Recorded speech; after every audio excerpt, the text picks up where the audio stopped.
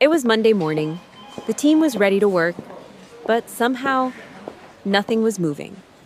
It felt like the entire company was waiting for something no one could explain. Everyone looked busy, but nobody could move forward. Every team had finished their work. They were all waiting for one final decision before anything could continue. Miss Ops started following every stalled task. No matter where the work began, every trail eventually led to the very same person. Every approval request, every unanswered question, every delayed decision. They all stopped at one office. Miss Ops had found the bottleneck. Inside, the founder wasn't relaxing. They were answering messages, approving requests, solving problems, and making every important decision themselves. At first, it looked like strong leadership, but Miss Ops noticed something else. The team wasn't waiting for answers. They were waiting for permission. Then Miss Ops asked one simple question. What happens if the founder takes tomorrow off? Suddenly, nobody had an answer. That was the breakthrough. The founder wasn't slowing the company down on purpose. The company had been built to depend on them.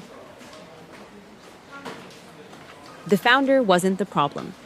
The real problem was a system that required one person to approve everything before anyone else could act. So instead of asking the founder to work harder, Miss Ops asked a different question. Which decisions actually need the founder?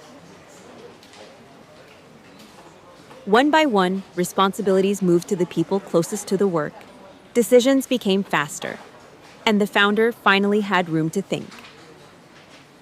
Within weeks, work no longer stopped at one office door. The business kept moving, even when the founder wasn't involved. Later, Miss Ops discovered something even more surprising. The founder had taken an entire day off, and almost nobody noticed. That's when Miss Ops realized the real measure of a scalable business. Success isn't when the founder does everything. It's when the business keeps succeeding without them.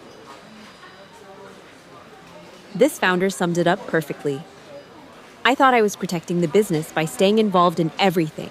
I was actually preventing it from growing. The biggest lesson?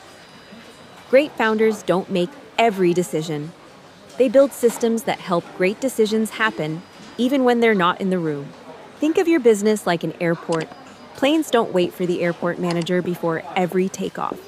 Everyone knows their role, follows a system, and keeps everything moving. If every small decision has to reach your desk, you're not leading the business anymore. You're accidentally becoming its biggest traffic jam. The best operators don't ask, who should approve this? They ask, who has the right information to make this decision? Notice what changed. The founder didn't become less important.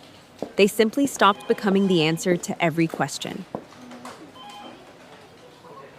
If you're a founder, try this simple test. Take one day away from your business. If everything stops, you've found your next operations problem to solve. The goal isn't to make yourself unnecessary. It's to build a business that's resilient enough to thrive, even when you're not available. That's why the best operations teams don't build businesses around people. They build businesses around clear systems that people can trust. So the next time your team asks for another approval, don't just answer the question. Ask whether your system can answer it instead. The strongest businesses don't depend on extraordinary people doing everything. They depend on ordinary people following extraordinary systems. What's one process in your business that still depends on you? That might be the very next system you need to build. Every successful startup has a story behind the systems that make it work.